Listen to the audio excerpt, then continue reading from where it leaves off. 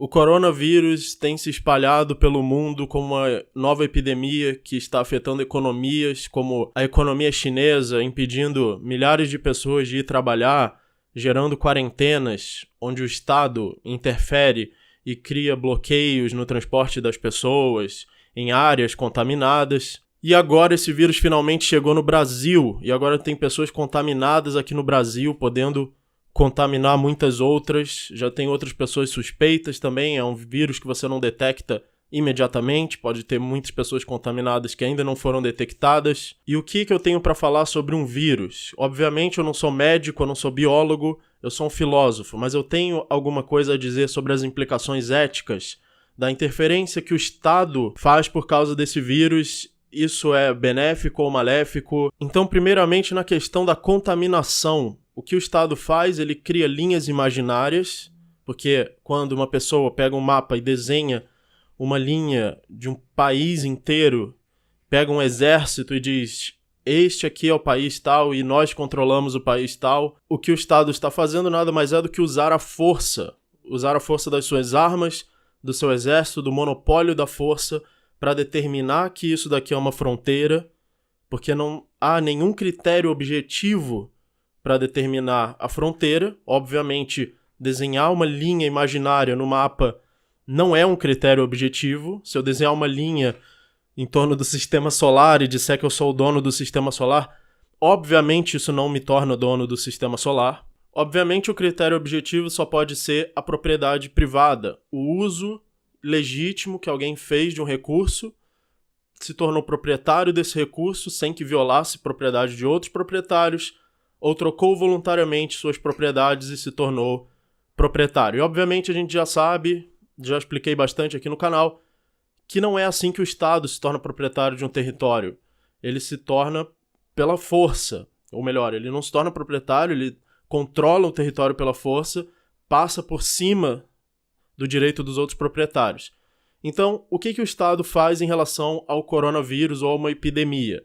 Ele, arbitrariamente, alguém lá sentado no trono da verdade suprema, vai desenhar linhas imaginárias no mapa e dizer que as pessoas não podem se locomover baseado nessas linhas, impedindo inclusive pessoas que não estão contaminadas de sair de um território perigoso para contaminação.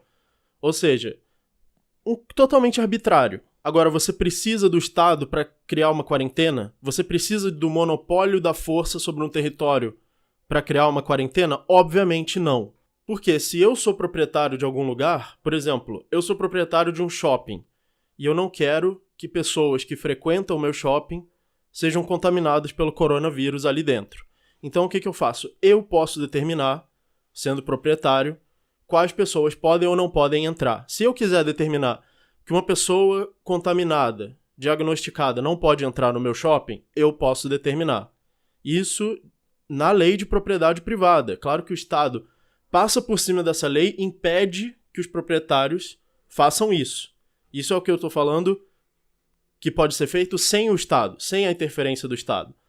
Se eu determinar, como dono de um território, que pessoas originadas da cidade onde essa doença apareceu entrem no meu território, eu posso fazer isso como proprietário. Agora, o Estado impede você de fazer isso. Se você, como proprietário, disser que uma pessoa contaminada não pode entrar, você não pode dizer porque o Estado determinou que não pode. O Estado obrigou todo mundo a entrar no seu território, por exemplo, no seu shopping center, no estabelecimento comercial, independentemente de você querer ou não, como proprietário. E por outro lado, ele pega lá a caneta e faz um rabiscão no mapa e pronto, isso aí é a quarentena. Foda-se vocês aí, o rabiscão que eu fiz aqui é a lei e acabou. Você não vai decidir como proprietário quem você acha que pode ou não pode entrar na sua propriedade. Não, eu já decidi aqui para todo mundo que eu tenho o monopólio da força. Também, se você discordar, vou usar a força contra você, então não pode discordar. Mesma coisa para uma companhia de voo. Se você é proprietário de uma companhia de voo de transporte aéreo, você pode determinar quem pode entrar no seu voo ou não. Se você, como proprietário, determinar que uma pessoa contaminada não pode entrar no seu voo, você pode. Que uma pessoa que esteve na cidade contaminada não pode entrar no seu voo, você pode determinar. E cada empresa vai determinar do jeito que ela quiser.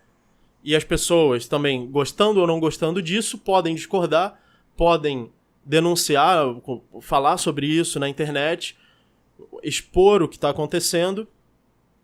E assim, por competição, por seleção natural, as coisas vão se organizando. O proprietário que não deixar entrar certas pessoas, ou o que deixar, cada um vai arcar com as consequências do que fez. E a pessoa que quiser frequentar os lugares que determinaram certas regras também vão arcar com as consequências. Se uma pessoa resolver deixar todo mundo entrar e você também resolveu frequentar esse lugar e você se contaminou, pronto, cada um arcou com as consequências das decisões que tomou. Mas graças ao Estado, todos nós vamos arcar com as consequências do que o Estado decidiu.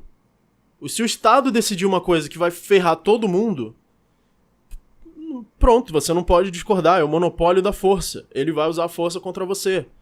Você não pode decidir se você vai num lugar onde é permitido ou num lugar onde não é permitido, ou as medidas que você vai tomar contra isso, ou se você vai fugir de uma cidade contaminada, ou se você vai entrar numa cidade contaminada. Você não pode decidir nada. O Estado já decidiu pra você, se contaminou, foda-se, não se contaminou, problema seu. Os hospitais também que quiserem tratar isso, também tem uma série de regulações, pagam impostos, e aí o Estado vem com os hospitais públicos, que não existe nada público, é estatal.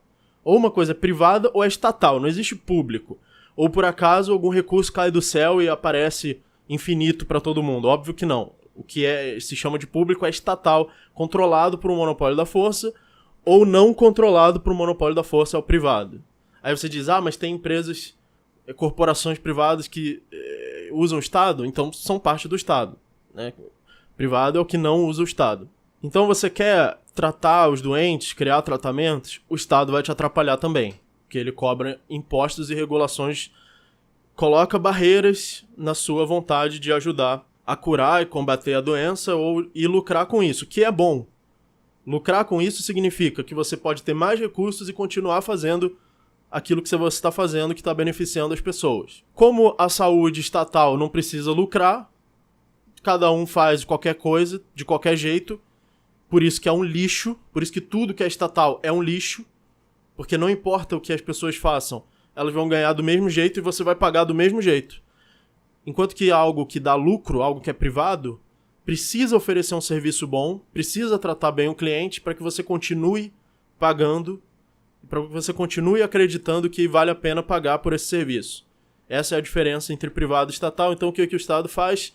Atrapalha o que é privado e obriga, ou seja, proíbe o serviço privado de ser bom e obriga você a pagar pelo ruim. Você pode, inclusive, ser fuzilado se você se contaminar na Coreia do Norte, por exemplo, onde tem uma ditadura. E há notícias agora, que ainda não se confirmou se é verdade, mas provavelmente é, porque qualquer coisa lá é motivo de fuzilamento. Se uma pessoa da família do ditador cochilar durante o discurso dele é fuzilado, imagina uma pessoa qualquer que se contaminou com coronavírus, provavelmente é fuzilado também. Então o Estado ou te mata aos poucos ou te mata literalmente, ou com seu monopólio da força. E esse é mais um daqueles casos onde, como por exemplo a discussão de fronteiras, de imigrantes, de refugiados, onde parece que há a dicotomia abrir ou fechar as fronteiras, fazer quarentena ou não fazer, enquanto que essa não é a questão. A questão é, o Estado deve controlar isso ou o Estado não deve controlar isso, certo? Cada proprietário vai fazer o que quiser com as suas fronteiras.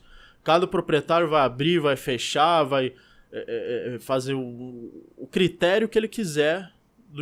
Pode ser um critério até muito mais sofisticado, pode-se criar critérios sofisticados para identificar o paciente, ou até para tratar mais as pessoas. Ou seja, a dicotomia não é entre abrir ou fechar, mas sim entre o canetão no mapa, com o monopólio, com um fuzil apontado na sua cara, ou pessoas realmente resolvendo os problemas e realmente tentando alcançar o melhor resultado. Vamos resolver alguma coisa com a força ou vamos resolver com a inteligência? Aí você diz, mas Por que você acha que o Estado não vai resolver com inteligência e o mercado vai?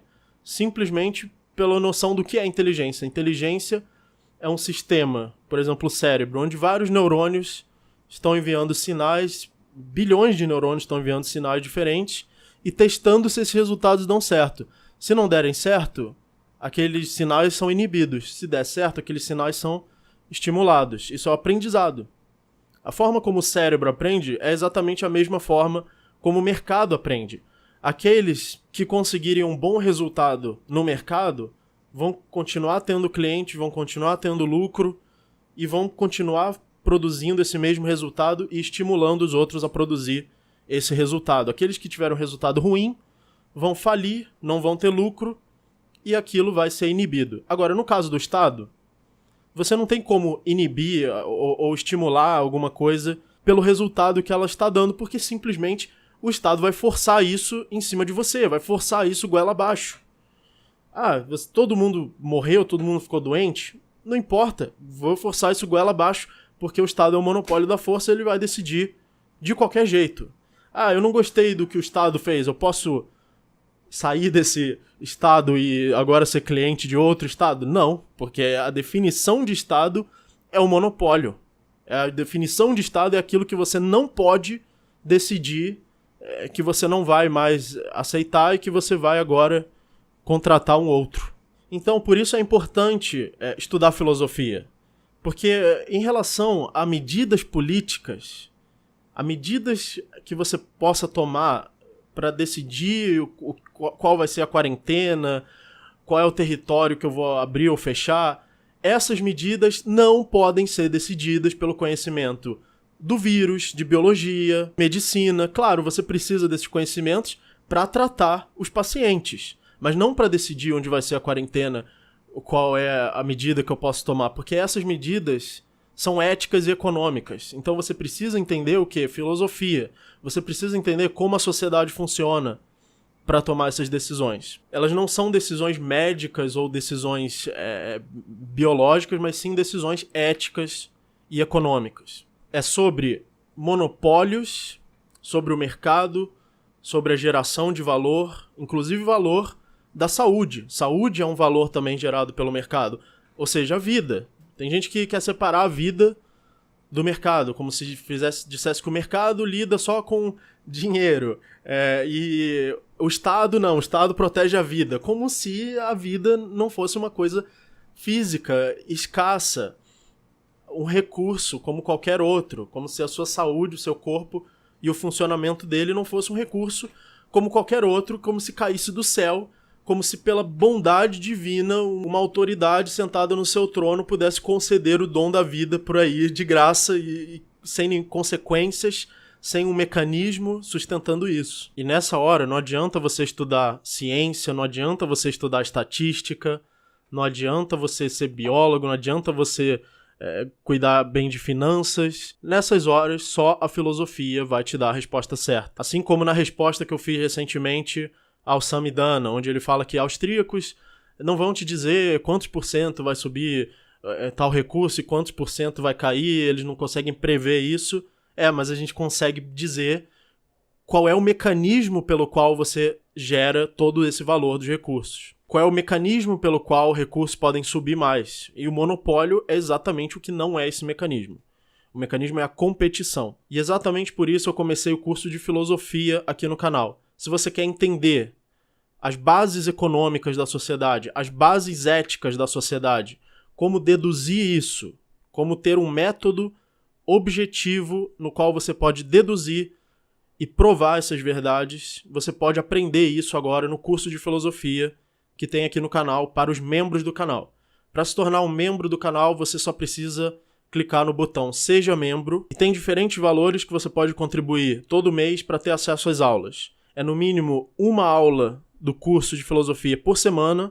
As aulas ficam todas armazenadas. Você também pode fazer parte do grupo de discussão que tem no WhatsApp, onde você pode fazer perguntas, ou também acesso às aulas ao vivo, que serão no mínimo uma aula a cada 15 dias, onde eu respondo perguntas ao vivo aos alunos. Então esse é o conteúdo mais sério e mais filosófico do canal. Se você quiser ter acesso, seja membro, clique no botão, Muito obrigado e até o próximo vídeo, até as próximas aulas.